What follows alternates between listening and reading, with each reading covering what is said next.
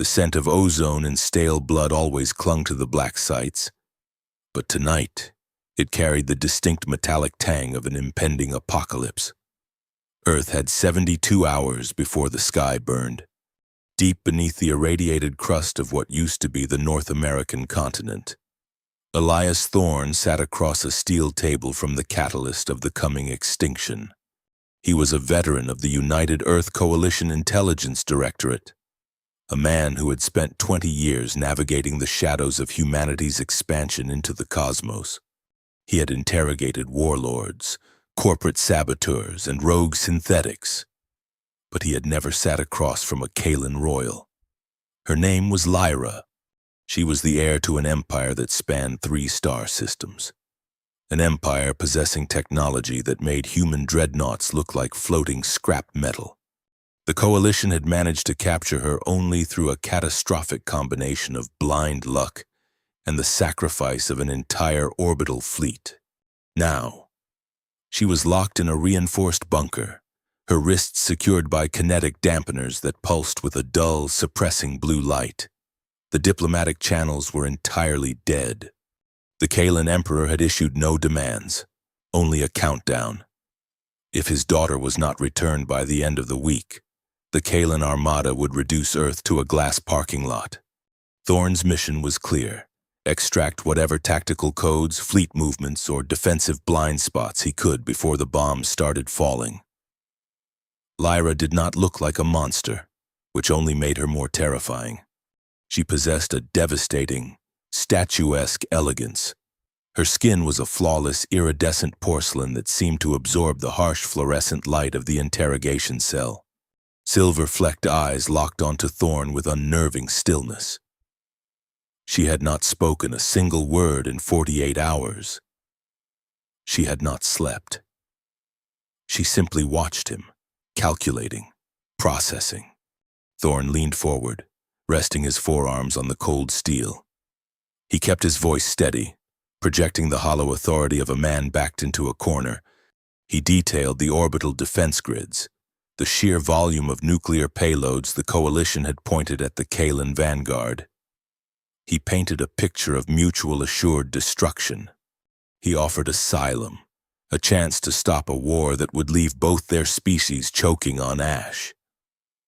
Lyra remained an immovable object. The Kaelan were renowned for their stoicism, their emotional control engineered over millennia to be absolute. Thorne knew he was throwing pebbles at a fortress wall. "You think silence is a shield," Thorne said, his voice dropping to a gravelly register.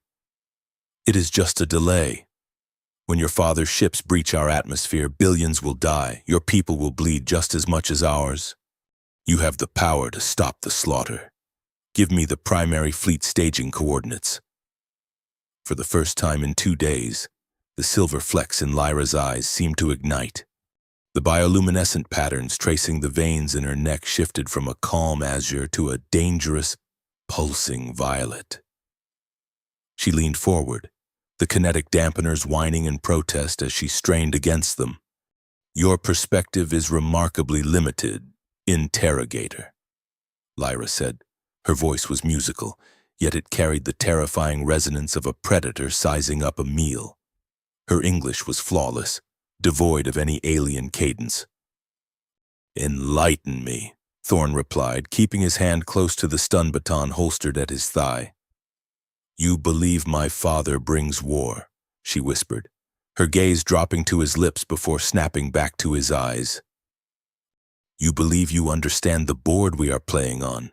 You are blind." She leaned in closer. The proximity was a violation of protocol, but Thorne held his ground, anticipating a threat, a final defiant curse. He braced himself for a physical strike, a sudden exertion of Kaelan biokinetic strength. He was entirely unprepared for what happened next. Lyra bridged the remaining distance and pressed her lips forcefully against his. It was not a gesture of passion. It was a tactical strike. It was precise, desperate, and overwhelming. Thorne tried to pull back, his combat instincts screaming, but a sudden, paralyzing surge of bioelectric energy locked his muscles in place. The contact was a conduit. A searing, white-hot agony erupted behind his eyes, a sensation like a spike of pure data being driven directly into his cerebral cortex. The Kalen were a biodigital species, their biology seamlessly integrated with their technology. Thorne realized, with a wave of absolute horror, that she was bypassing every firewall, every kinetic shield, and every security protocol the Coalition had built by using the oldest biological vector in existence. Information flooded his mind. It was a raw, unformatted tempest of alien code, schematic overlays, and encrypted audio files. It felt as though a supernova was detonating inside his skull. He tasted copper and ash. He saw flashing visions of star charts he could not comprehend, followed by human faces, generals, politicians, corporate barons, layered over Kalen text. The sheer volume of the neural payload threatened to crush his sanity. Why was a Kalen princess carrying a human-encoded data vault in her biometric matrix? And what catastrophic truth was so dangerous that she had to weaponize her own body to transfer it? Lyra broke the connection, gasping for air, the violet light in her neck dimming rapidly. Thorne collapsed backward in his steel chair, clutching his head. Blood trickled from his left nostril. The world spun in nauseating circles, the fluorescent light strobing erratically as his optical nerves misfired. "Process it quickly," Lyra commanded, her voice suddenly laced with genuine urgency. "They are already here." Before Thorne could force his mouth to form a question, the facility's master alarms triggered. A deafening rhythmic klaxon shattered the sterile silence of the black site. The reinforced blast door of the interrogation cell shuddered violently. Thorne dragged himself to his feet, drawing his heavy plasma sidearm, his brain still struggling to partition the massive alien file now residing in his hippocampus. He checked the security feed on his wrist console. The external cameras showed a nightmare. It was not a Kalen rescue operation. The attackers wore the matte black tactical armor of Coalition ghost units, the apex predators of Earth's own military Black Ops division. They moved with lethal synchronized efficiency, planting thermal breaching charges on the primary bulkheads. They carried no stun weaponry. They were equipped with high-yield incendiary rounds and heavy particle rifles. These were not rescuers, these were cleaners. If the Earth government had just spent the last fleet to capture this high-value target, why was their own elite assassination squad tearing through a classified bunker to execute her and the lead interrogator? The thick steel of the blast door began to glow a cherry red in the center as the thermal charges burned through. The metal groaned, warping under the immense heat. Thorne looked at the Kalen princess, the alien who had just turned his brain into a smuggled hard drive, and realized they were both about to be erased by the very people he had sworn to protect. Survival was no longer a matter of patriotism. It was a matter of geometry and raw firepower. The heavy steel blast door melted inward, raining a curtain of molten slag across the interrogation room floor. Elias dove behind the reinforced observation console just as a barrage of hyper-accelerated particle rounds shredded the chair he had been sitting in seconds ago. He brought his heavy plasma sidearm up, his mind automatically calculating the angles of entry and the blind spots in the room. 3 ghost operatives stepped through the glowing breach, their thermal visors scanning the smoke-filled bunker. They moved in perfect, lethal synchronicity, their weapons raised and sweeping the corners. Elias glanced at Lyra. She was still bound to the metal table, the kinetic dampeners sparking erratically around her wrists. He knew his standard-issue sidearm was virtually useless against the heavy tactical armor of the Ghost unit. He needed a distraction. Better yet, he needed a weapon of mass destruction. He aimed his pistol not at the advancing soldiers but at the primary power conduit bolted to the ceiling, the main artery feeding her restraints. He squeezed the trigger. A bolt of superheated blue plasma severed the thick cable in a shower of sparks. The dampeners died instantly, the suppressing blue light flickering out. The shift in the room was instantaneous and terrifying.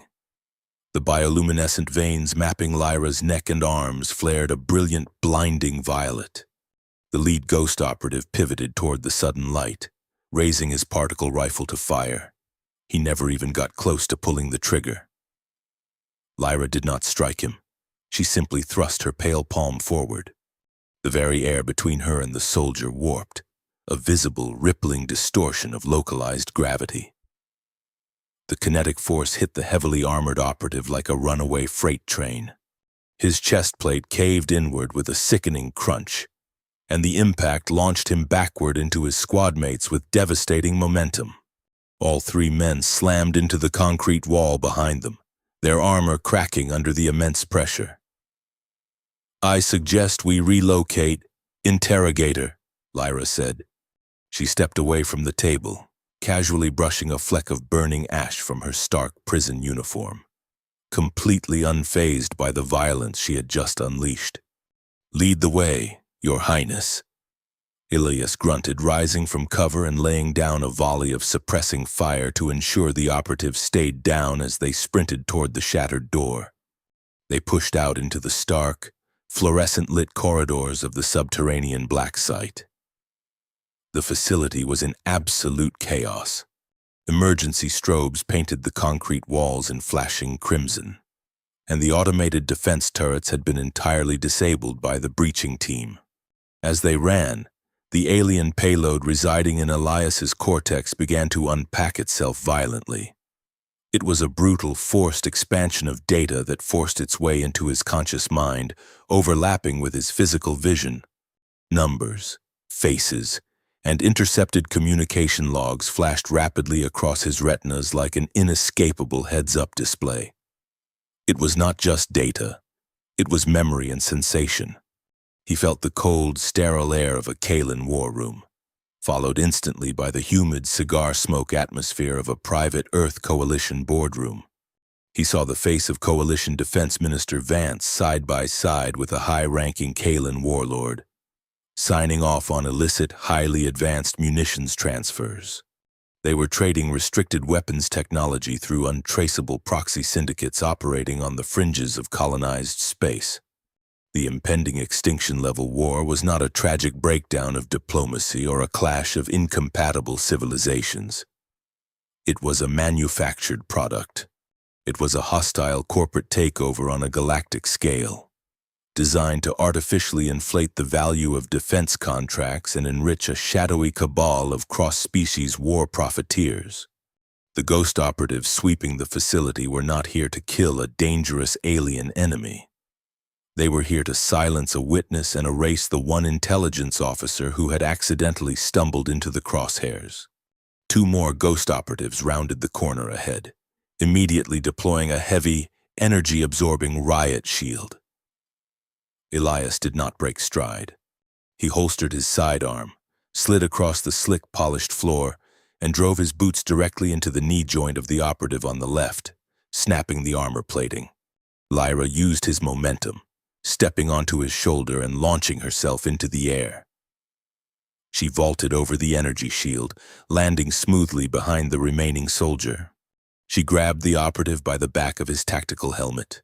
A sharp pulse of violet bioelectric energy traveled down her arm, instantly overloading the operative's neural interface and dropping him unconscious to the floor. She fought with a brutal, elegant efficiency that made human martial arts look like a playground brawl. They cleared the final security checkpoint and breached the heavy blast doors of the subterranean hangar bay. The cavernous space was lit by dim, amber emergency strobes. Sitting squarely in the center of the primary landing pad was a sleek, angular wedge of obsidian black metal. It was a prototype Coalition stealth transport, a highly classified vessel designed to slip past planetary orbital radar grids completely undetected. "Get in," Elias yelled, sprinting toward the ship and punching the manual override sequence on the exterior boarding ramp. They rushed into the cramped utilitarian cockpit. The interior was a chaotic mess of analog switches and illuminated digital displays. Elias threw himself into the pilot's seat, his hands flying across the ignition sequence with practiced speed. The dual fusion engines whined to life, a low, bone-rattling vibration that shook the deck plating beneath their boots. He reached for the primary throttle, but the main navigation screen flashed a harsh, warning red. "A biometric lock," Elias cursed, slamming his fist in frustration against the reinforced console. "It requires a command-level retinal scan from a base general. The ignition is completely frozen. We are grounded." Lyra stepped forward, calmly taking the co-pilot seat. She placed her bare hand flat against the primary navigation screen. Her fingertips began to glow with a soft, pulsing light. The advanced alien biodigital matrix flowing through her bloodstream interfaced directly with the ship's mainframe. The highly encrypted, multi-layered human security code shattered in a fraction of a second, entirely incapable of resisting the alien intrusion. The console immediately lit up green, indicating full flight readiness. "Your digital security protocols are delightfully primitive," Lyra noted, strapping herself into the crash harness. "It is like trying to guard a fortress with a wooden fence." "Just hold on," Elias gritted out, ignoring the insult. He shoved the dual throttles forward. The stealth transport shot out of the vertical hangar tunnel like a bullet leaving a barrel, bursting upward into the freezing, starless night air of the desolate surface. Instantly, the entire Coalition planetary defense grid lit them up. Blaring proximity alarms shrieked inside the small cockpit. Automated surface-to-air railgun batteries tracked their rapid ascent, filling the night sky with a deadly net of hypersonic tungsten slugs. Elias banked the sleek ship violently to the left, pulling agonizingly high G-forces that pressed them deep into their seats. A massive slug sheared past their starboard wing, the sheer atmospheric displacement shaking the transport to its structural rivets. "Your atmospheric propulsion systems are essentially just continuously controlled explosions," Lyra observed calmly. Her eyes tracked the terrifying volume of incoming fire on the radar monitor with mechanical, unblinking precision. "You are quite literally brute-forcing your way through the aerodynamic friction. It is highly inefficient." "Yeah, well, this controlled explosion is keeping us from becoming expanding clouds of vapor," Elias shot back, his hands white-knuckled as he wrestled the flight yoke. He threw the ship into a steep, spiraling dive to avoid a tracking missile. "If your Royal Highness has a better way to fly this flying brick, I am all ears. Adjust your pitch by exactly 3 degrees downward and route your auxiliary life support power to the aft kinetic deflectors," she instructed, her fingers dancing rapidly over her own console to bypass the ship's safety limiters. "You are fighting the atmospheric drag instead of utilizing it to accelerate your climb." Elias hesitated for a fraction of a second, then followed her command, redirecting the power flow and adjusting the pitch. The ship instantly smoothed out, the violent shaking ceased, and the transport sliced cleanly through the barrage of anti-air fire, catching an updraft and rocketing upward at twice its previous speed. The dark blue of the atmosphere rapidly faded into black, and the vast, starry expanse of open space opened up before them, cold and entirely indifferent to their survival. They had successfully broken orbit and vanished from the Coalition radar screens, slipping into the silent void. However, Elias knew the danger was only beginning to escalate. The prototype stealth transport was virtually untrackable, but its fuel reserves were dangerously low for deep space travel. Worse yet, the encrypted data package sitting in his head was a ticking biological time bomb. The raw neural payload was vastly too complex and massive for an unaugmented human brain to store indefinitely. He could already feel a persistent throbbing ache spreading outward from his optic nerve, a severe physical warning that his synapses were beginning to degrade under the immense strain of the alien coding. He needed to extract the files, and he needed a highly secure offline terminal to do it, or the cross-species conspiracy would literally rot his mind from the inside out within a matter of days. Furthermore, if both the Earth Coalition and the mighty Kalan Empire were being manipulated by this shadow syndicate like pawns on a chessboard, who exactly was holding the strings on Earth, and how far did their deadly influence extend into the darkest corners of the galaxy? Mars was a rusty graveyard of broken promises, bleeding neon into the toxic smog of its lower atmosphere. It was the perfect place for two dead people to hide. The stealth transport plummeted through the thick, rust-colored clouds of the Martian troposphere, its port engine trailing a thick ribbon of black smoke. Elias wrestled with the dead stick controls, fighting the aerodynamic drag of the crippled vessel as the jagged industrial sprawl of Sector 4 rushed up to meet them. The stealth plating had absorbed the brunt of the anti-air fire during their escape from Earth, but a microscopic fracture in the primary fuel line had bled their reserves dry halfway across the void. They were flying a multi-billion credit paperweight. Elias aimed for the darkest, most densely packed sector of the colossal subterranean colony. Sector 4 was a lawless abyss of refineries, unregulated cybernetic chop shops, and desperate scavengers, a place where the United Earth Coalition military held zero authority. He angled the ship toward a gaping exhaust trench, narrowly missing a towering ventilation spire.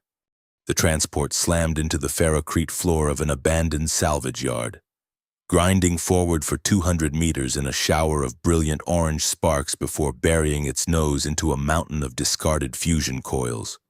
They kicked the jammed canopy open and dropped into the ankle-deep, oily sludge of the junkyard. The air was heavy with the stench of ozone, synthetic sulfur, and unwashed humanity. Elias stumbled, a vicious spike of pain lancing through his skull. The alien data package was fighting his own biology, his human synapses tearing under the weight of the Kalan encryption. Blood dripped steadily from his nose, painting his chin crimson. Lyra caught him by the shoulder, her grip terrifyingly strong but surprisingly gentle. She looked around the cavernous, trash-strewn cavern, her silver-flecked eyes taking in the squalor. High above, flickering holographic advertisements for cheap synthetic liquor and off-world lotteries cast a sickly, chaotic light over the destitute citizens huddled around chemical fires. She had been raised in the crystalline spires of the Kalan homeworld, taught that humanity was a unified, aggressive monolith of unyielding prosperity and military might. The reality of Sector 4 was a profound contradiction. She watched a heavily augmented street urchin trading a handful of tarnished copper wiring for a single packet of purified water.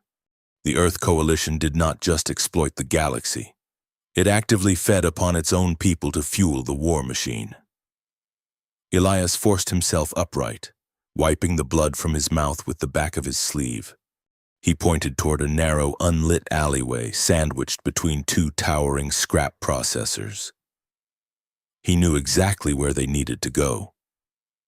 They moved quickly through the labyrinthine slums. Elias led them to a reinforced steel door hidden behind a curtain of tangled fiber optic cables. He punched a complex rhythm onto the rusted keypad. A heavy mechanical lock disengaged, and the door slid open to reveal a cramped, windowless room illuminated entirely by the harsh glare of a dozen mismatched monitor screens. Sitting in the center of the technological chaos was Jax, a paranoid, hyper-caffeinated underworld data slicer missing his left arm and both original eyes. He wore a haptic interface rig that plugged directly into his temples. Elias had pulled Jax out of a coalition penal colony 10 years ago, an act of treason that had bought him a lifetime of grudging loyalty. Jax spun his chair around, his artificial optic sensors whirring as they focused on Elias, then immediately snapped to the tall, glowing alien standing behind him. He froze, a half-eaten protein bar slipping from his fingers. Elias did not offer an explanation. He collapsed into a stained operative chair in the center of the room and tossed a hardened, military-grade solid-state drive onto Jax's cluttered desk. He ordered Jax to pull the Kalen payload out of his cerebral cortex and put it on the drive, warning him that the encryption was lethal and highly aggressive. Jax swallowed hard, his professional curiosity overriding his sheer terror.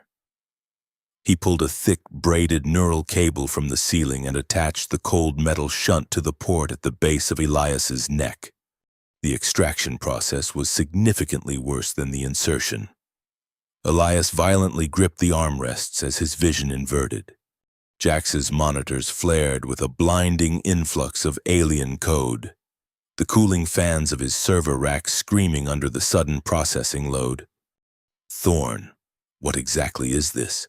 Jax muttered, his fingers flying across a holographic keyboard to build temporary firewalls around the expanding data. "This is not standard military intelligence. This architecture is organic. It is adapting to my security protocols in real time." Lyra stepped closer to the screens, watching the human interface struggle to translate her people's bio-digital language. She reached out, her glowing fingertips hovering inches from Jax's primary monitor, silently guiding the data flow to prevent a total system failure. "It is the ledger," Jax whispered, his artificial eyes widening in absolute horror. He turned to Elias, his voice trembling.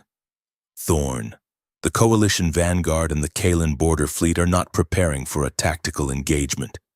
They are being maneuvered into an overlapping kill box. The navigation algorithms buried in this code show both armadas being routed directly into the center of a dormant gravitational anomaly in the neutral zone. It is a mass execution.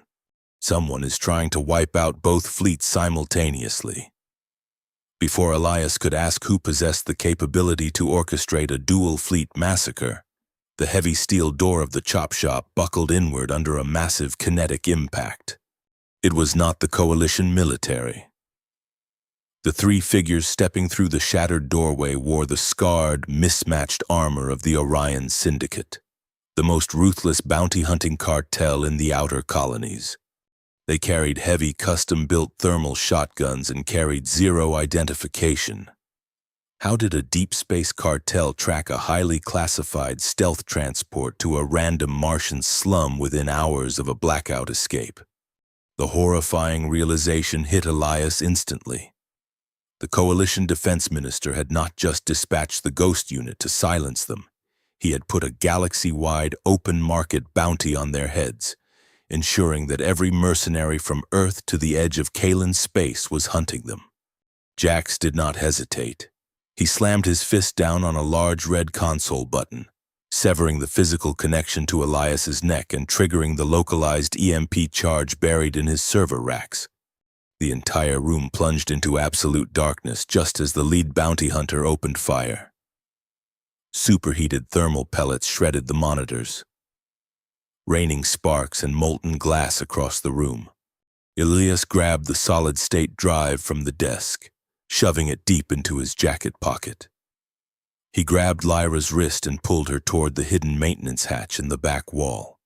They dove through the opening, dropping 2 meters into a massive vertical ventilation shaft that served as the main artery for the Sector 4 black market.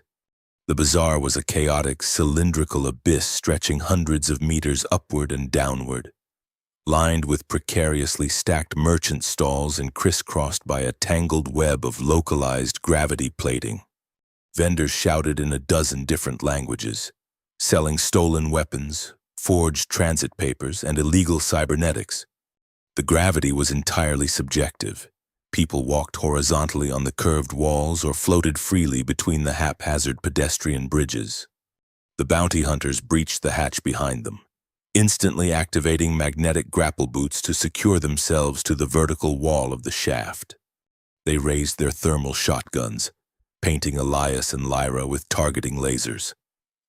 "Keep moving down," Elias yelled, drawing his heavy plasma sidearm and returning fire. His shot took the center mercenary in the shoulder, spinning the man wildly in the low-gravity environment. They launched themselves off a rusted gangway, entering a free-fall toward the lower levels of the market.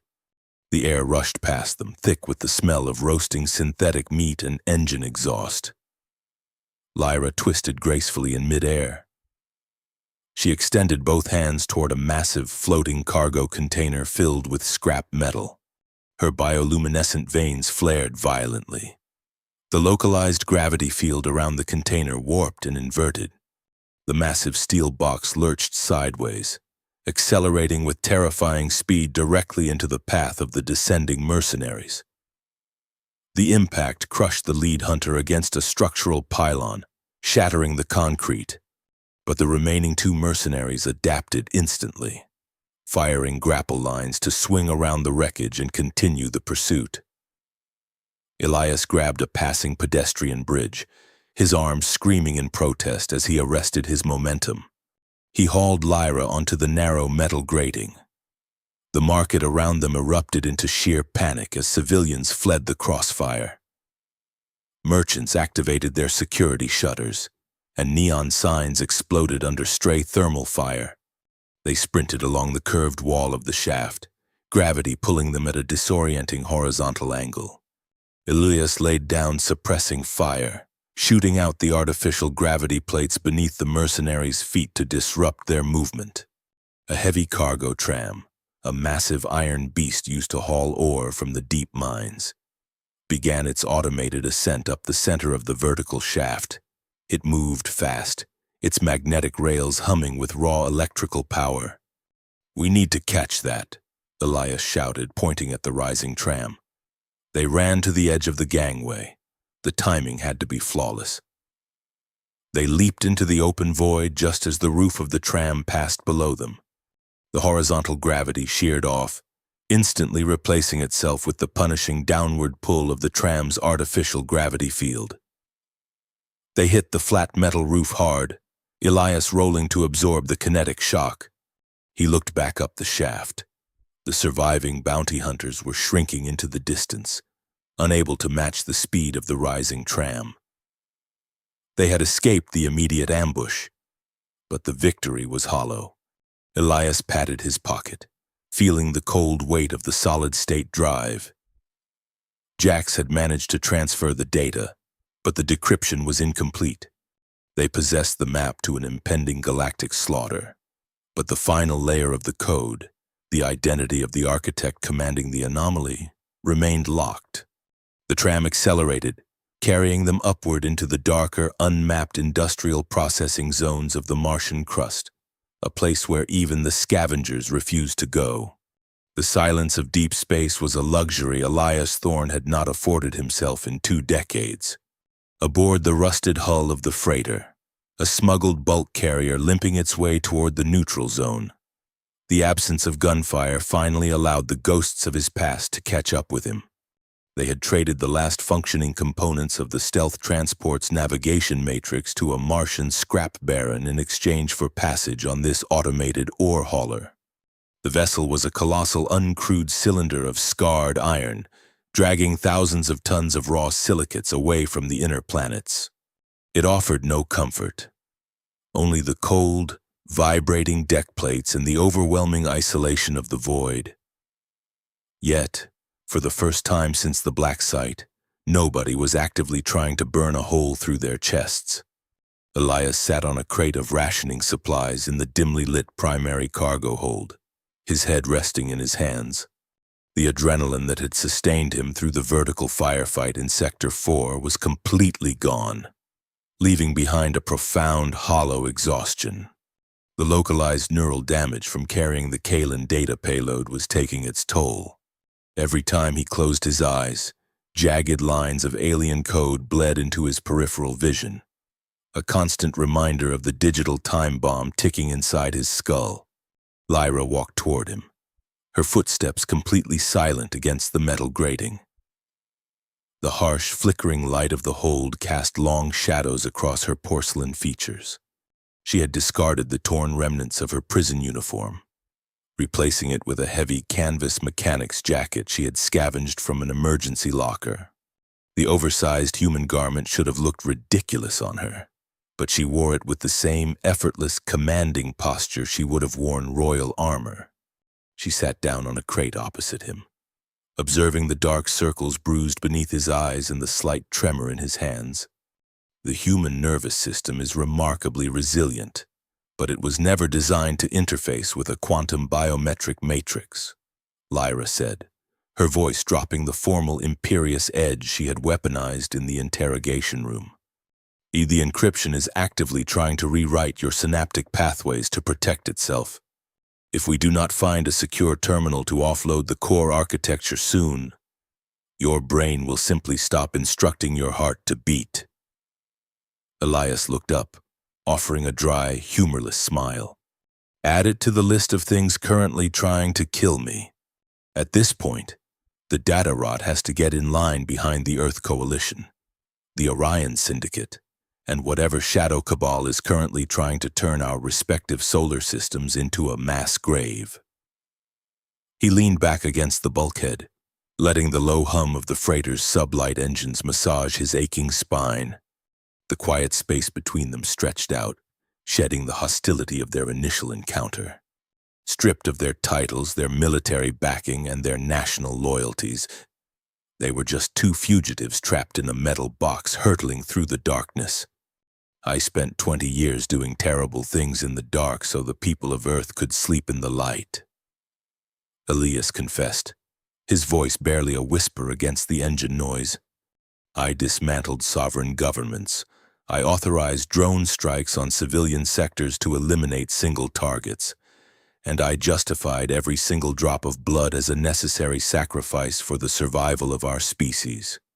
To find out that the entire geopolitical structure I bled for is nothing but a manufactured stage play to line the pockets of war profiteers. It makes the last 2 decades of my life a complete joke. Lyra listened intently, the bioluminescent veins in her neck glowing with a soft, empathetic azure. She did not offer hollow platitudes. She understood the crushing weight of duty better than anyone in the galaxy. My father built the Kalan border fleet to be the ultimate shield, she replied, her gaze focused on the scuffed metal floor between them. I was raised in the high crystalline spires of the capital, taught that our empire was the pinnacle of biological and moral evolution. We viewed humanity as a chaotic, aggressive infestation that needed to be contained. But the corruption we witnessed in that Martian slum, the sheer desperation of your people, and the willingness of my own military commanders to conspire with your politicians for mutual slaughter, it proves that greed is not a human exclusive. It is a universal constant. She reached across the narrow space between the crates and placed her hand over his. Her skin was cool, almost synthetic to the touch, but the connection carried a profound, undeniable warmth. It was a bridging of 2 entirely incompatible worlds. Elias looked down at their joined hands, then up into her silver-flecked eyes. The tactical, adversarial dynamic that had defined them 48 hours ago had burned away in the crucible of their escape. What remained was a deep, unspoken respect, a recognition of the shared isolation that came from being betrayed by the very institutions they had sworn to protect. The romantic tension was not born of sudden passion, but of absolute necessity and trust. She was the alien enemy he had been ordered to break, yet she was currently the only honest entity left in his universe. Elias turned his hand over, interlacing his fingers with hers. He did not need to speak. The quiet solidarity of the gesture anchored him, momentarily pushing back the agonizing throb of the alien data in his head. They sat together as the freighter drifted through the outer marker of the asteroid belt, the massive chunks of ice and rock silently spinning past the thick viewport glass. It was a fleeting, stolen moment of peace before the galaxy fractured, the tranquility shattered without warning. A harsh, pulsating red light bathed the cargo hold, accompanied by the urgent mechanical voice of the ship's automated navigation system. The freighter abruptly dropped out of its cruising velocity, the massive reverse thrusters firing violently and throwing Elias and Lyra forward against their restraints. "A collision warning!" Elias shouted, instantly shifting from a vulnerable fugitive back into a coalition operative. He released her hand and sprinted toward the narrow maintenance ladder leading up to the freighter's rudimentary command bridge. Lyra followed closely behind, her agility allowing her to scale the rungs in half the time. They burst onto the cramped bridge, a circular room dominated by a massive, curved sensor display console. The screen was a chaotic mess of warning runes and topographical readouts. Elias slammed his hands onto the primary control deck, bypassing the automated safety protocols to access the raw telemetry data from the ship's external long-range sensors. "We are nowhere near a registered shipping lane," he muttered, his eyes darting across the scrolling coordinates. "The anomaly field is completely clear of natural debris. What triggered the proximity override?" Lyra pointed toward a dense cluster of readings forming on the extreme edge of the tactical grid. "It is not debris. It is a localized distortion of the background radiation. Ships. A massive concentration of heavy capital ships." Elias enhanced the sensor resolution, forcing the aging computer to clean up the telemetry. The blurry red blips on the screen sharpened into distinct, terrifying silhouettes. It was an armada, dozens of massive, heavily armored dreadnoughts, flanked by hundreds of agile strike cruisers, were moving into a tight, aggressive wedge formation directly along the Earth Coalition border. "The Kalan Vanguard," Elias breathed, his blood running cold. "Your father launched the offensive early. The timeline is broken." "Look closely at the energy signatures." "Elias," Lyra said, her voice tight with rising panic. She leaned over the console, her glowing fingertips tracing the heat output of the distant fleet. "Those are not Kalan fusion drives. The engine thermal exhaust is entirely asymmetrical. My people use bioluminescent propulsion. Those ships are burning raw, refined plasma." Elias stared at the data, the horrifying realization locking his jaw. The ships were heavily modified to mimic the radar profile and visual silhouette of Kalan warships. But beneath the armor plating, the technology was undeniably human-made. It was an unregistered ghost armada.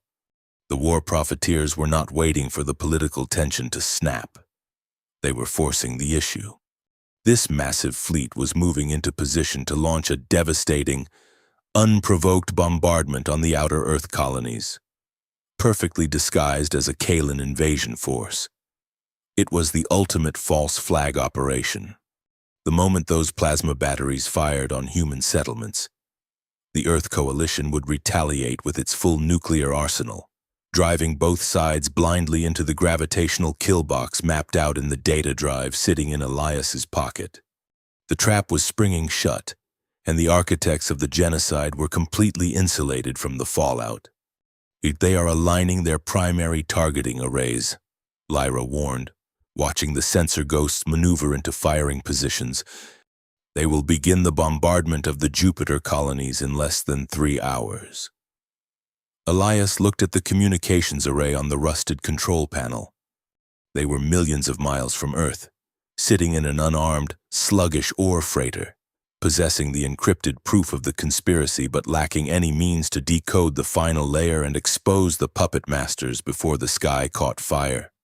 The deep space relay networks were strictly monitored by the very military commanders who wanted them dead.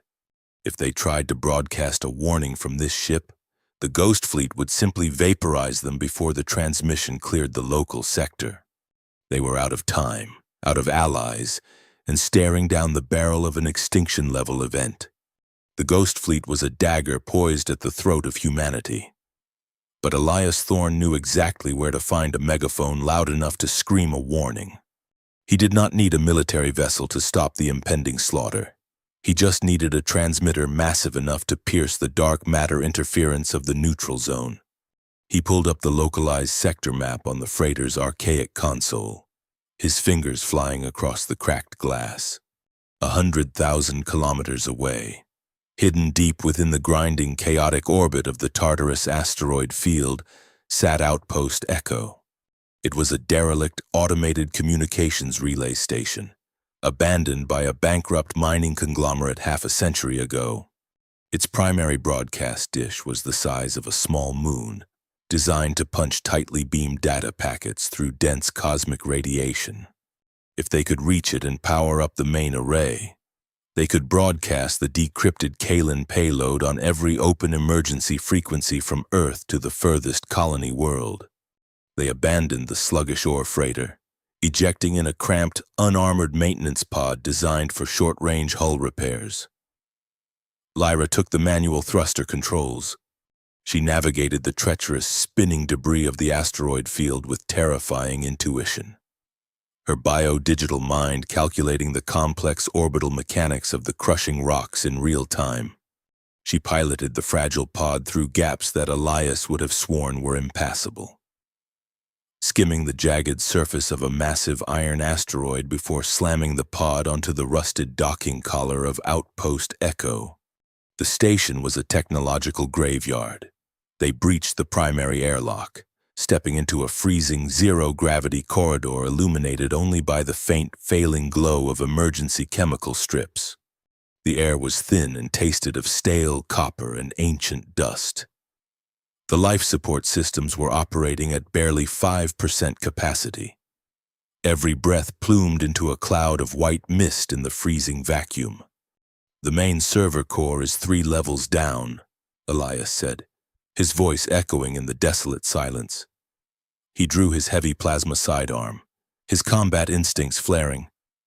"Keep your eyes sharp." Facilities like this were usually left with automated security to protect the salvage rights.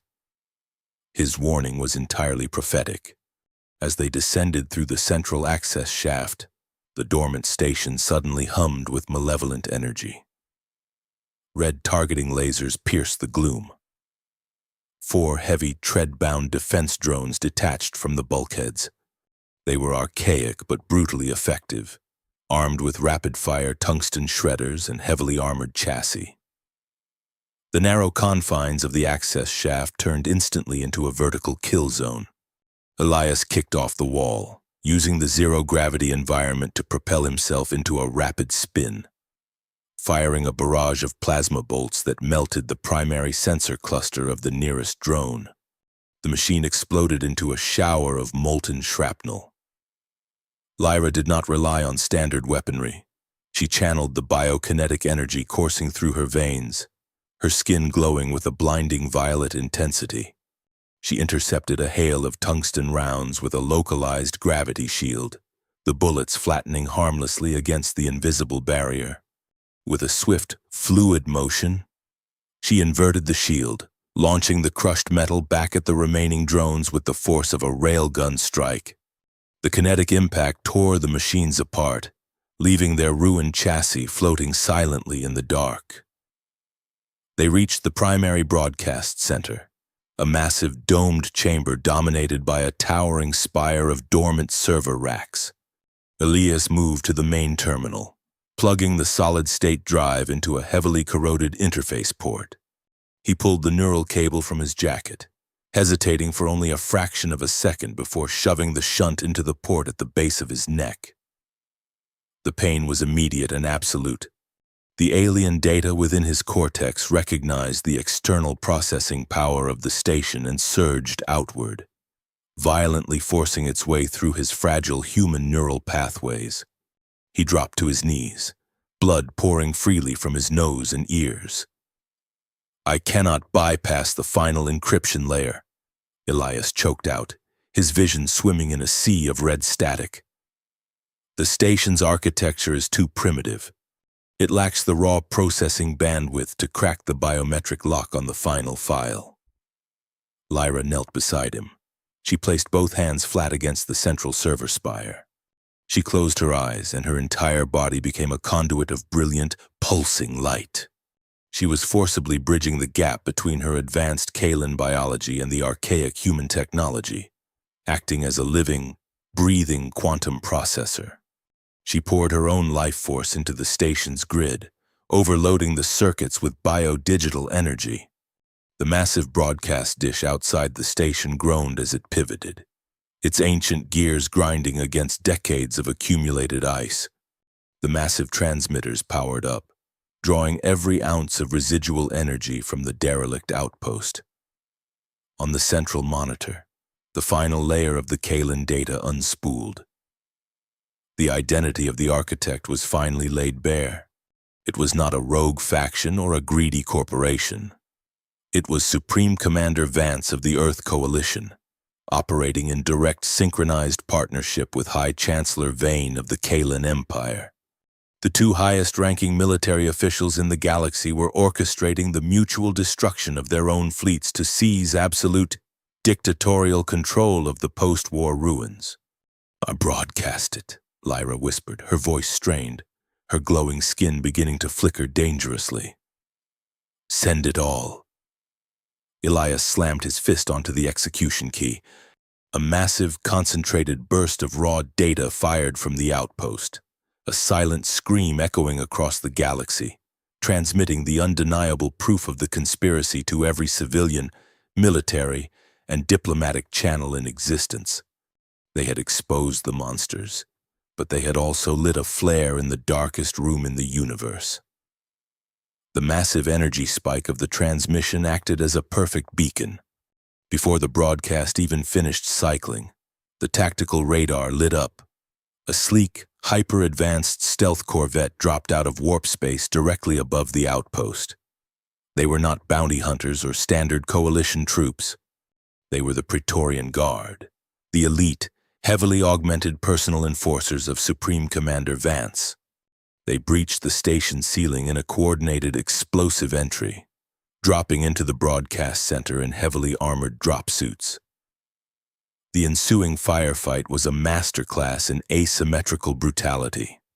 The Praetorians moved with terrifying cybernetically enhanced speed, wielding condensed thermal blades that sliced through the station's bulkheads like wet paper. Elias fought with the desperate, calculated fury of a man who had already accepted his death. He managed to plasma burn through the chest plate of the lead attacker, but he was hopelessly outmatched by their cybernetic reflexes. A second Praetorian flanked him, driving a crackling thermal blade directly through Elias's lower abdomen. The intense heat instantly cauterized the wound, preventing him from bleeding out immediately. But the kinetic shock and internal trauma were catastrophic. Elias collapsed to the grated floor, his plasma pistol clattering into the darkness. His lungs burned, and the edges of his vision began to rapidly darken. Lyra screamed, a sound of pure, unbridled Kalen fury that shattered the remaining monitors in the room. She unleashed a devastating shockwave of biokinetic force that completely liquefied the internal organs of the two remaining Praetorians, their armored bodies crumpling to the floor like discarded toys. She rushed to Elias's side, falling to her knees. He was fading fast, his skin pale and clammy, his breathing reduced to shallow, agonizing gasps. The damage was extensive, organs failing under the massive thermal trauma. Standard medical intervention would be useless. "You did it," Elias whispered, offering a weak, blood-stained smile. "The truth is out." "Do not speak," Lyra commanded, her voice trembling with a terror she had never known. She made a choice that violated every sacred tenet of Kalen law. She activated the forbidden art of biotransference. It was a deeply outlawed practice, a method of forcibly sharing life force that permanently altered the genetic structure of both the giver and the receiver. It was an act of profound intimacy and absolute sacrifice. She pressed her glowing hands firmly over his catastrophic wound. She leaned down, pressing her forehead against his. The blinding violet light of her biology flared to an unbearable intensity, illuminating the ruined broadcast chamber. Elias felt a sudden, terrifying surge of alien vitality flooding his veins. It was not a gentle healing. It was a violent reconstruction of his flesh and blood. a fiery rebirth that burned away the human frailty and replaced it with something infinitely more resilient. He could feel her essence weaving into his own, permanently altering his genetic code, binding them together in a way that transcended politics, species, and the impending war. But as his eyes snapped open, filled with a sudden, impossible strength, he saw the horrifying cost of her sacrifice. The vibrant bioluminescent veins on Lyra's neck had turned completely black, her porcelain skin ashen and fragile. She slumped forward against his chest, her breathing shallow, her vast, terrifying power entirely drained by the act of saving a single human life. The truth was out in the void, but the architects of the war were still breathing, and the price of their survival had just become dangerously steep. The biotransference did not just save Elias Thorne's life, it fundamentally rewrote the architecture of his humanity. He woke to the taste of shattered stars, and the terrifying realization that he could feel the cold hum of the station's dying reactor flowing through his own blood. The catastrophic thermal wound in his abdomen was entirely gone, replaced by a smooth expanse of pale, unblemished skin that pulsed with a faint, subterranean violet light. He drew a breath, and his lungs expanded with a terrifying, effortless capacity. His vision had sharpened to a painful degree, allowing him to perceive the microscopic dust motes suspended in the freezing vacuum of the broadcast chamber, and the residual heat signatures of the dead Praetorian guards bleeding into the grated floor. He was no longer entirely human, but he had no time to process the existential horror of his new biology. Lyra lay slumped against the central server console, her breathing dangerously shallow. The vibrant, bioluminescent patterns that once danced across her porcelain skin had faded to a bruised, necrotic black. The transfer of her life force had repaired his shattered organs, but it had nearly hollowed her out. Elias scooped her into his arms, marveling at his own sudden, effortless strength. He carried her away from the towering transmitters, stepping over the ruined cybernetic corpses of their attackers. Their maintenance pod lacked a hyperdrive, but the elite Praetorian strike team had not arrived on foot. Docked precisely at the zenith of the derelict outpost was a sleek, dagger-shaped coalition stealth corvette. It was a masterpiece of lethal engineering, equipped with a Class 4 warp manifold and enough firepower to level a small moon. Elias carried Lyra up the boarding ramp, laying her gently into the co-pilot's acceleration couch.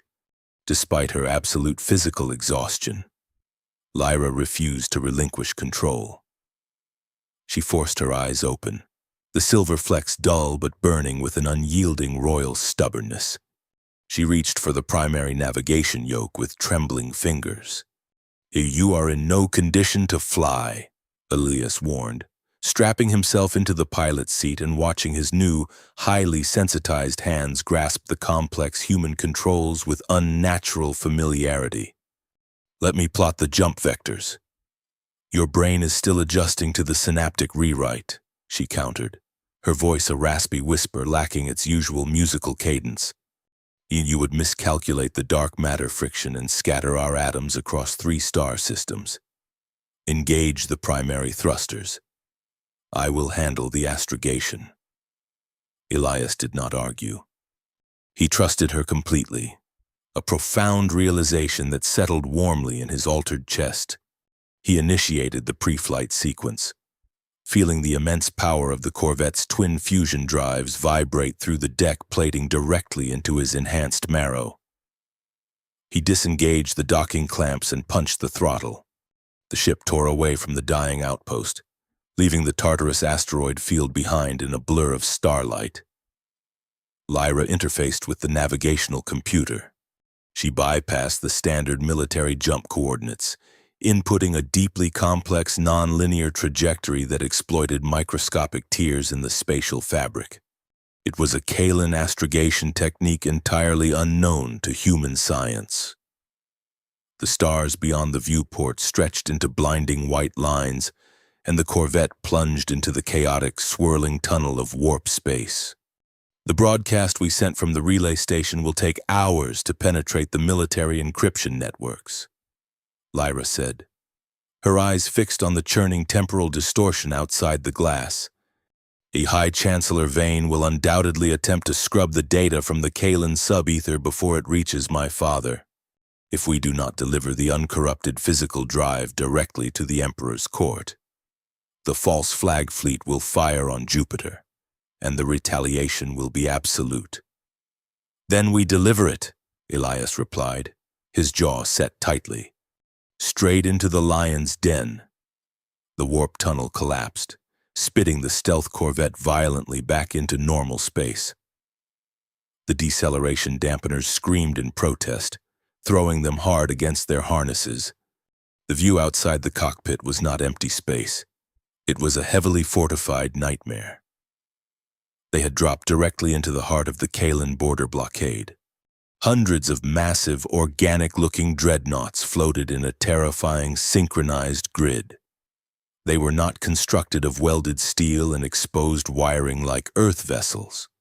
The Kalan warships were grown, shaped from impenetrable crystalline alloys and powered by the same bioluminescent energy that fueled their creators. The armada pulsed with a deep, menacing crimson light, signaling that their primary plasma batteries were fully charged and actively acquiring targets. This was not a defensive perimeter. It was an execution firing line waiting for the order to pull the trigger. Instantly, the corvette's tactical console erupted in a cacophony of blaring proximity alarms. Dozens of high-intensity targeting lasers painted their hull, bathing the cramped cockpit in a chaotic red glare. The Kalan sensor nets had easily penetrated the human stealth plating. To the armada, they were just an unidentified coalition warship dropping aggressively into sovereign territory. "They are locking on," Elias shouted, his enhanced reflexes dancing across the evasive maneuver controls, desperately trying to shake the targeting locks. "I cannot outfly 100 dreadnoughts in open space. We need a shield modulation, or we are going to be vaporized in 10 seconds. "Do not evade," Lyra commanded, her voice suddenly finding a reserve of commanding imperious strength. "Hold our course steady. Maintain current velocity directly toward the command flagship." Elias stared at her in utter disbelief, but he pulled his hands away from the flight yoke. He was placing his newly resurrected life entirely in her hands. The corvette drifted forward, completely exposed, flying straight into the jaws of the alien leviathans. Lyra bypassed the corvette's standard communication array. She placed her blackened, trembling hand flat against the primary transmission conduit. She closed her eyes and drew upon the absolute last vestige of her royal energy. A microscopic sliver of pure, uncorrupted violet light traveled from her palm into the ship's mainframe. She was not sending a voice channel request. She was broadcasting her raw, biometric signature, an undeniable, genetically encoded seal of the Kalan imperial bloodline, broadcasting on an omnidirectional open frequency. It was a colossal bluff. She was currently listed as a captive and potentially a traitor by the conspirators within her own government.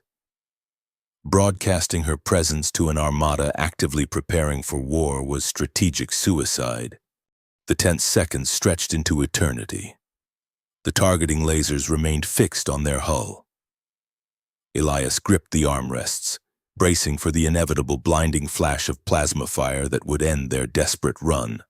He wondered if Chancellor Vane had already seized command of the fleet, if the order to ignore the princess had already been given. Suddenly, the glaring red lasers vanished. The proximity alarms died instantly, leaving behind a deafening silence in the cockpit. The massive crystalline dreadnoughts directly in their flight path began to slowly, gracefully part, creating a narrow, highly illuminated corridor through the center of the blockade.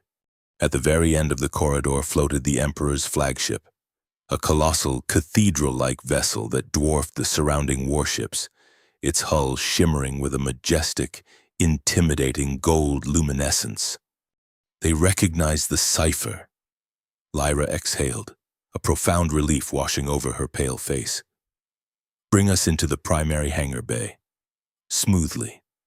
Do not give them a single reason to reconsider their restraint. Elias guided the stolen Corvette down the corridor, feeling the immense crushing weight of thousands of alien eyes tracking their every micrometer of movement. They breached the magnetic containment field of the flagship's cavernous hangar bay, the artificial gravity taking hold and pulling the ship down to the polished obsidian deck. He powered down the fusion drives, the sudden silence ringing loudly in his ears. They had breached the impossible blockade, but the sanctuary they sought was entirely hostile. Elias unbuckled his harness, checking the heavy plasma sidearm holstered at his thigh. It felt like a child's toy compared to the sheer military might surrounding them. He looked at Lyra. She was struggling to stand, her strength failing her. He moved quickly, wrapping her arm over his shoulder and supporting her weight. His altered biology easily compensated for her physical collapse. "Stay close to me," Lyra whispered, her silver-flecked eyes hardening into chips of ice. "Do not speak unless spoken to. Do not reach for your weapon. If you show fear, they will perceive it as an admission of guilt." They walked down the extended boarding ramp together, descending into the belly of the beast. The hangar bay was vast, echoing with the hum of advanced machinery, but it was eerily devoid of standard maintenance crews.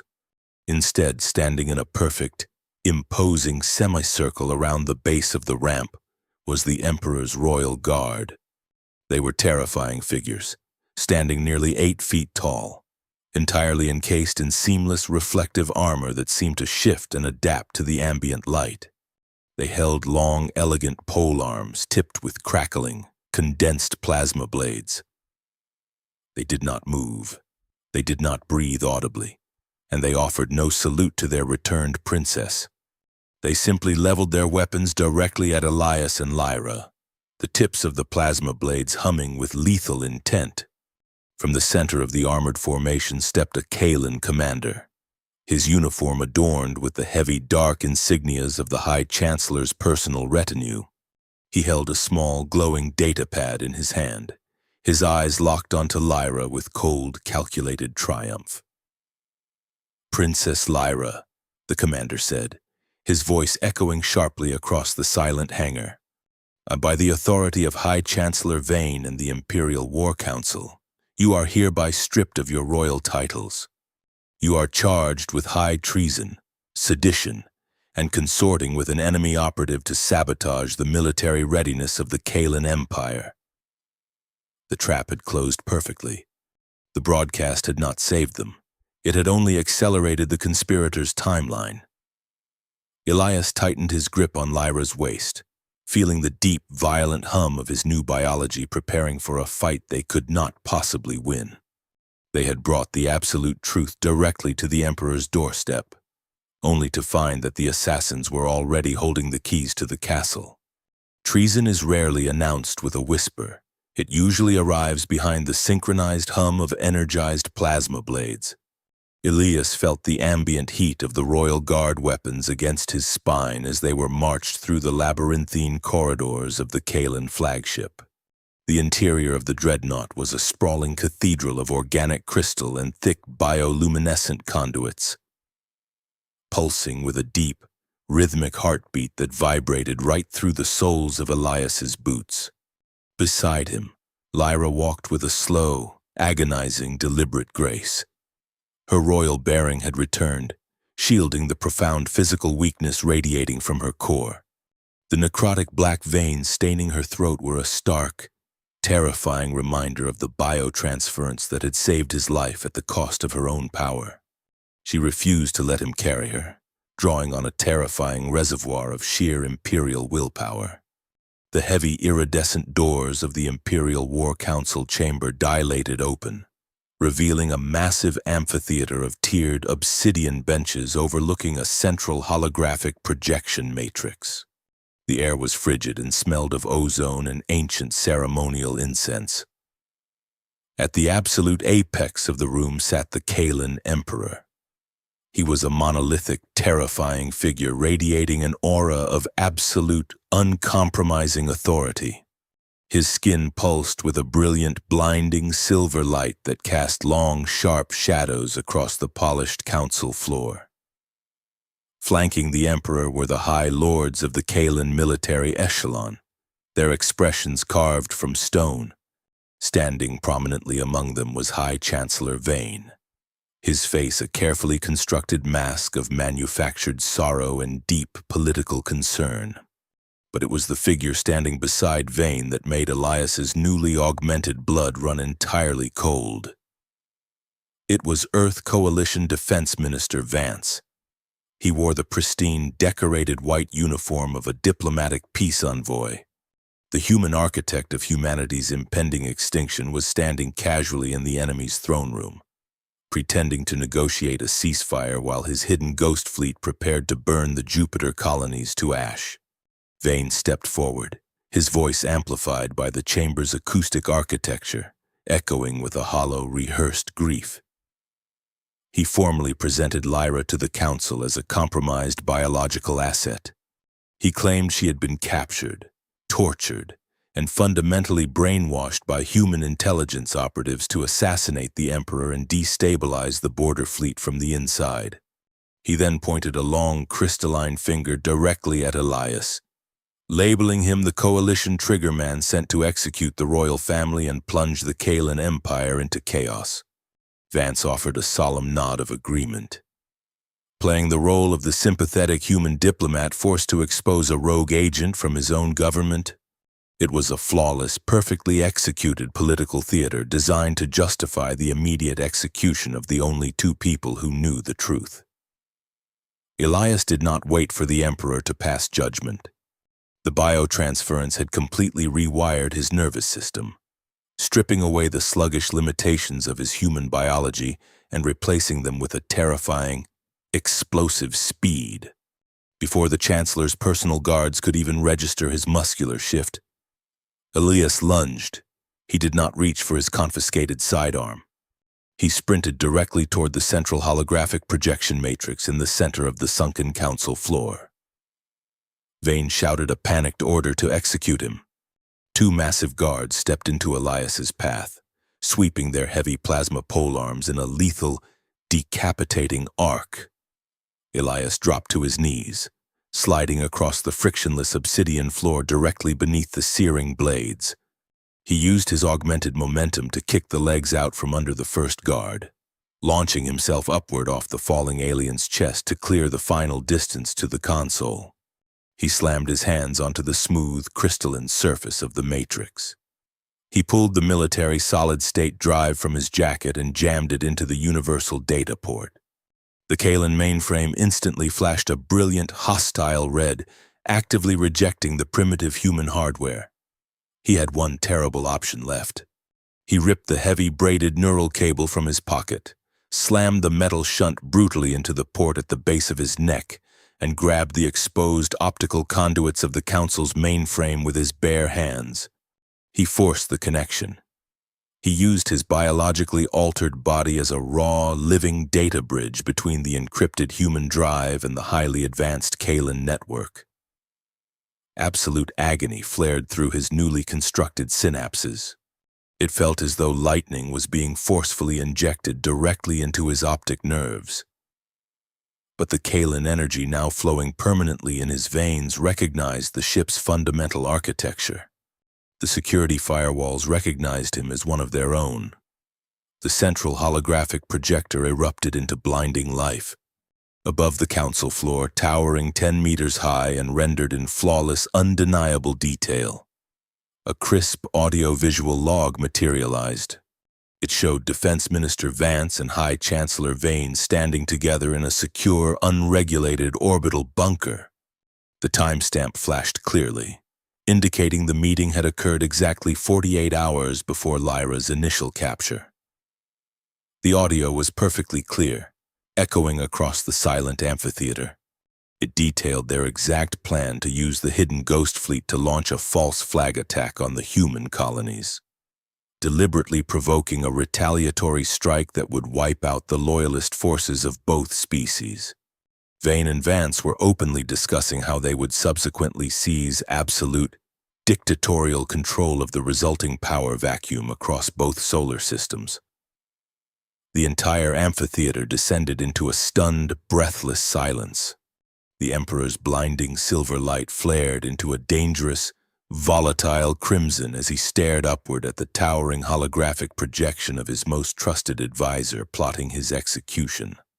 High Chancellor Vane realized instantly that the grand deception was shattered. He did not attempt to explain, and he did not beg for his sovereign's mercy. He simply locked eyes with his co-conspirators hidden among the royal guard and nodded. Half of the Emperor's elite protectors instantly turned their weapons away from Elias and leveled them directly at their own sovereign. It was a perfectly coordinated decapitation strike initiated right on the council floor. Absolute chaos erupted. Searing plasma fire scorched the obsidian benches, shattering the ancient crystal architecture. Elias yanked the neural cable violently from his neck, ignoring the fresh blood spilling down his collar. He rolled across the floor, snatching a discarded plasma pistol from the grip of a fallen loyalist guard. He moved with a brutal, fluid grace he had never possessed in his previous life. His altered eyes tracking the precise trajectory of incoming thermal bolts in terrifying slow motion. He fired 3 rapid, perfectly calculated shots, dropping the traitor guards advancing on the Emperor's left flank. Lyra did not seek cover, drawing on a sudden, desperate surge of pure adrenaline that temporarily masked her failing biology. She ripped a heavy polearm from the floor. The condensed plasma blade roared to life with a blinding blue intensity. She spun through the crossfire, a deadly, elegant blur of royal vengeance. She deflected a heavy thermal blast aimed squarely at her father's chest, twisting her wrists to redirect the energy bolt right back into the chest plate of the traitor who fired it. She moved with an economy of motion that was beautiful to witness, severing the weapon arm of a towering conspirator in one seamless ascending strike. Elias and Lyra naturally gravitated toward each other, fighting back to back at the base of the Emperor's elevated throne. They became a flawless, synchronized engine of destruction. It was a perfect blend of human tactical precision and devastating Kaelan martial arts. Elias laid down a punishing, highly accurate barrage of suppressing fire, systematically blinding the approaching traitors and creating micro-openings in their defense. Lyra exploited every single gap, striking with devastating close-quarters kinetic force that shattered armor and broke bones. They were an unstoppable, hybridized force of nature, cutting a bloody swath through Vane's loyalists to keep the Emperor alive. Vance, the human architect of the Galactic War, watched from the periphery, realizing his grand coup was collapsing rapidly. He was surrounded by hostile aliens and his primary co-conspirator was currently pinned behind a shattered console. Vance drew a highly concealed micro-munitions pistol from his diplomatic coat, aiming it directly at Lyra's entirely unprotected back while she was engaged with 2 heavy guards. Elias saw the subtle shift in the defense minister's posture from the corner of his eye. He did not have time to aim his own weapon. He threw himself bodily across the council floor, his augmented leg muscles propelling him over a shattered crystalline bench with terrifying velocity. He tackled the defense minister right as the pistol discharged, the hyper-accelerated round searing through the air just inches above Lyra's shoulder. Elias drove the human traitor hard into the polished floor, wrapping his hand around Vance's throat and pinning him down. He raised his heavy plasma pistol, pressing the glowing barrel directly against the center of Vance's forehead. The defense minister stared up at him, his arrogant facade finally crumbling into absolute naked terror. The remaining loyalist guards, bolstered by the Emperor's survival and the devastating effectiveness of Elias and Lyra's defense, quickly rallied. They swarmed the remaining traitors, overwhelming them with sheer numbers and brutal efficiency. High Chancellor Vane was tackled to the ground by 3 massive guards. his arms bound instantly by heavy restrictive kinetic dampeners. The Grand Council chamber was transformed into a smoking ruin of shattered crystal, scorched armor, and groaning casualties. The immediate threat was neutralized, and the puppet masters were finally in chains. Elias hauled Vance to his feet, shoving the disgraced defense minister toward the surviving loyalist guards. He looked across the ruined chamber at Lyra. She was leaning heavily on her deactivated plasma polearm, her chest heaving, the black veins on her neck pulsing ominously as the adrenaline rapidly left her system. She had survived the battle, but her body was failing. They had exposed the conspiracy and stopped the assassination, but a terrifying realization settled heavily over Elias. The Ghost Fleet was still holding position millions of miles away, their plasma batteries fully charged and locked onto the Jupiter colonies. They had proven the treason to the Kaelan Emperor. But would he possess the power to recall the human Ghost Fleet before they fired? Or would the undeniable proof of humanity's profound corruption simply convince the Kaelan ruler that Earth was too dangerous to leave intact? The death of a grand conspiracy does not instantly guarantee the birth of peace. Sometimes it only buys you precisely enough seconds to breathe before the next trigger is pulled. The Kaelan Emperor rose from his shattered obsidian throne, his blinding silver luminescence cutting through the acrid smoke filling the council chamber. He did not look at the groaning traitors bleeding out on his polished floor. His gaze was fixed entirely on the towering holographic projection still looping the undeniable proof of High Chancellor Vane and Defense Minister Vance, orchestrating the mutual annihilation of their species. The Ghost Fleet was still holding position, their plasma batteries glowing with lethal intent, locked onto the dense population centers of the Jupiter colonies. The human armada prepares to fire, the Emperor's voice boomed, a resonant, earth-shaking sound that bypassed the auditory canals and resonated directly within the chest cavity. He turned his attention to Elias, who was still standing over the trembling, disgraced form of the Earth Coalition's highest military official. They wear the skin of my ships, but they follow the commands of your traitor. Can you stop them? Not from here, Elias replied, his altered biology automatically regulating his heart rate down to a calm, terrifying baseline. Vance locked the abort codes behind a biometric deadman's switch. If he dies, they fire. If he goes silent for too long, they fire. We need to cut the puppet strings. Lyra forced herself to stand, leaning heavily on the ruined console. The necrotic black veins on her throat throbbed, but her silver-flecked eyes burned with an imperial fury that eclipsed her physical frailty.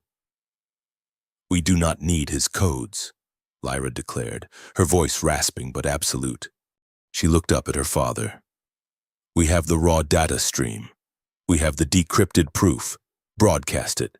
Do not just send it to our vanguard.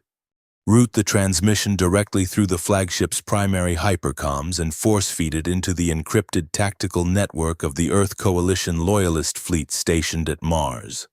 Show humanity what their own leaders are attempting to do. The Emperor did not hesitate. He gave a swift, sharp hand gesture to his surviving technicians.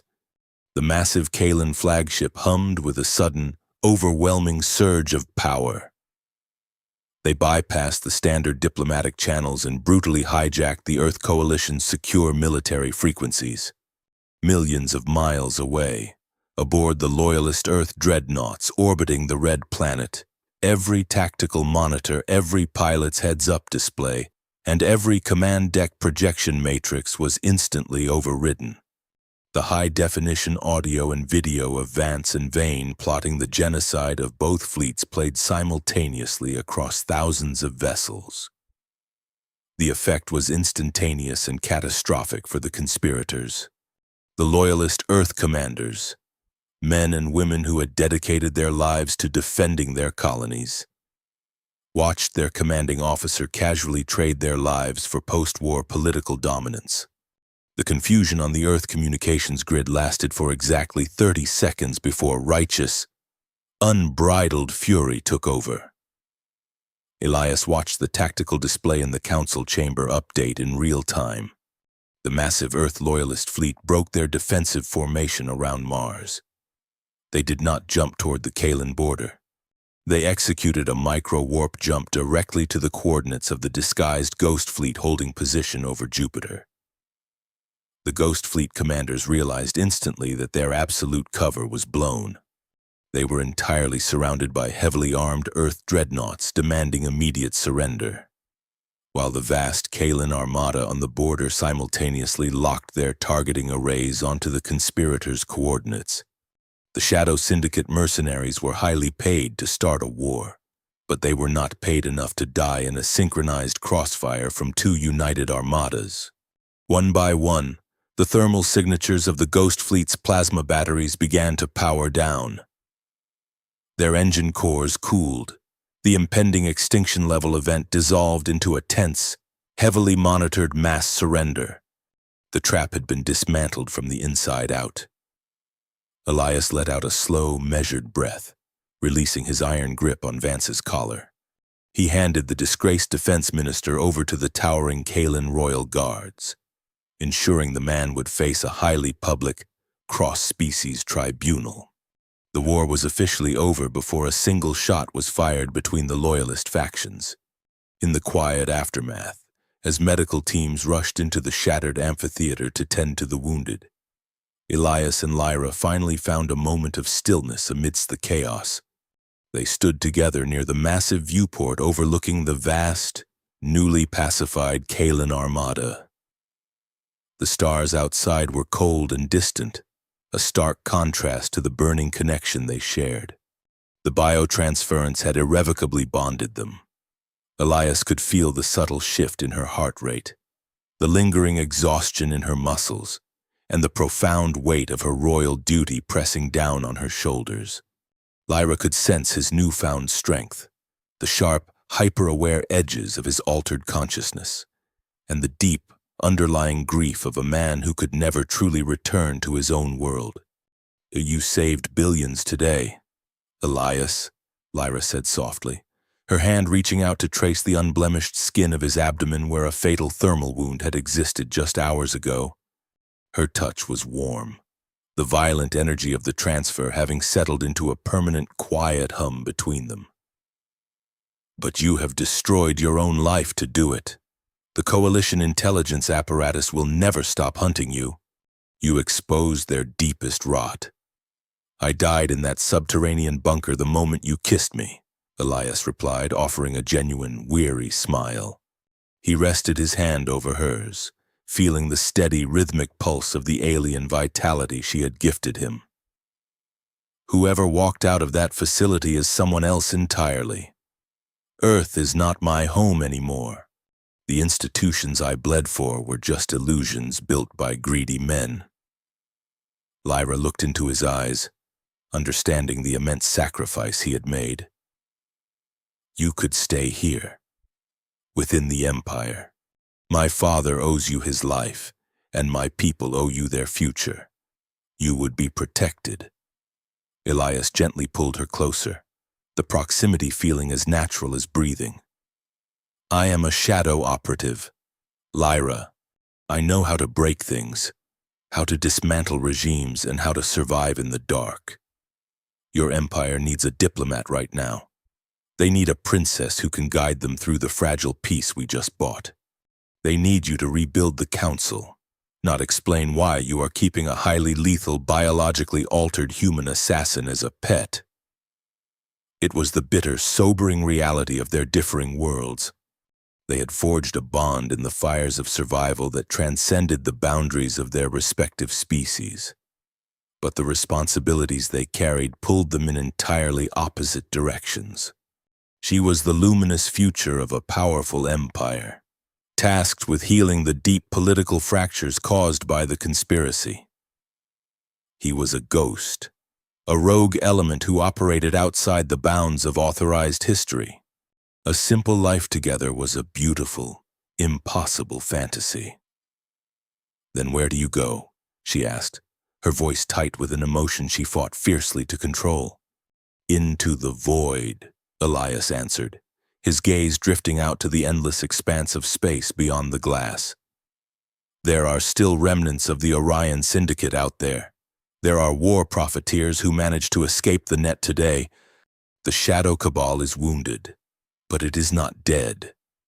I am going to hunt them down. Every last one of them. He leaned down, pressing his forehead against hers in a mirror of the ritual she had used to save his life. There was no exchange of energy this time, only a profound, silent acknowledgement of the permanent tether strung between their souls.